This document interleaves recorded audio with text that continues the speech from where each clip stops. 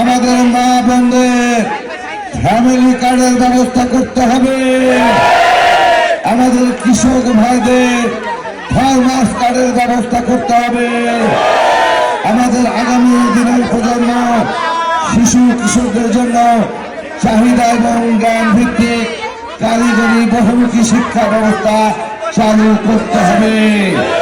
আমাদের ওই মসজিদ মন্দির গির্জা যারা ইমাম মুয়াজ্জিন খতিব যারা হচ্ছে পুরোহিত যারা হচ্ছে প্রধান যারা সেবায়েত তাদেরকে আগামী দিনে মাসিক প্রতি মাসে সম্মানী ভাতা দিতে হবে। আমাদের এই অঞ্চলের মানুষের স্বাস্থ্য সেবা নিশ্চিত করতে হবে। আমার স্মরণ স্বপনে পাড়া মোহনপুরবাসীর জন্য যে ভালোবাসা সেই ভালোবাসার নিদর্শন স্বরূপ আমরা কয়েকটি কর্মসূচি হাতে নিয়েছি।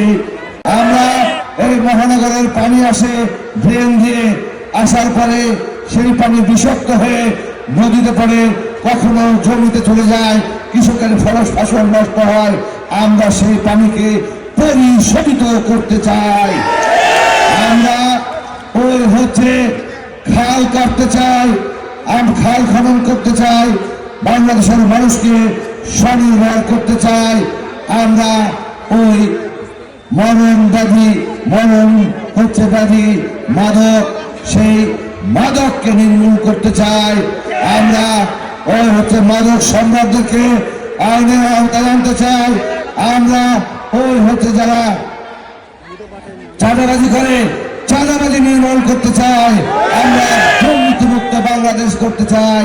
আমরা আমাদের নেতা তারেক রহমানকে সহযোগিতা করতে চাই। সংগ্রামী ভাইরা, আমি প্রবাল ভিতরে এই নটার ভিতরে হেঁটে চলে ফিরে দেখেছি আমাদের মায়ের বোনদের একই আকুতি, ভাই এই রাস্তাটা করে দেন, ভাই এই ড্রেনটা করে দেন। বলে বাবা আমার বাড়ি ডুবে যায়, এই জায়গা থেকে পানি নিষ্কাশন করে দেন।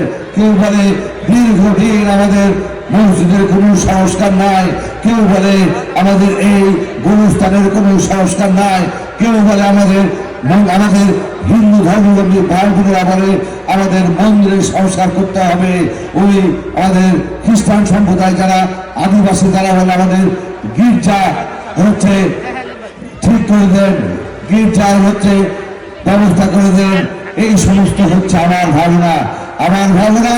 আমার সহজে সফরে আমার এই পাবা মোহনপুরবাসীর জন্য সব সময় কাজ করার ইচ্ছা আছে। আপনারা কি আমাকে কাজ করার সুযোগ দিতে চান? সময় দিতে চান? ধানের শীষে ভোট দিতে চান?